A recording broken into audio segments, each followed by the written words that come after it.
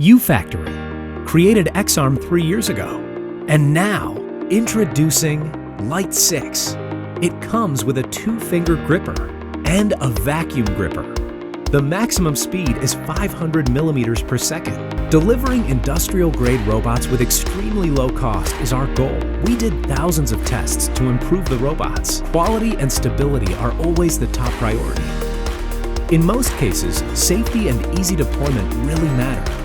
Lite 6 has both. Equipped with industrial standard I/O, Lite 6 is completely compatible with devices, PLCs, etc. Easy and intuitive software is a must. UFACTORY Studio is free software for a better user experience. Control panel, recording mode, and Python programming are all available. Lite 6 is powered by an ARM-based high-performance CPU and communicates with each robot actuator 100 times every second, which also empowers multiple robots to work simultaneously. The robot is also research-friendly. It supports not only ROS1 or ROS2, but also Python and C++ APIs.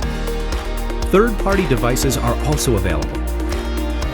The brand new Lite 6 is the most affordable robot we have ever created, and we believe that Lite 6 is not only a good choice for your business, but also a good automation assistant.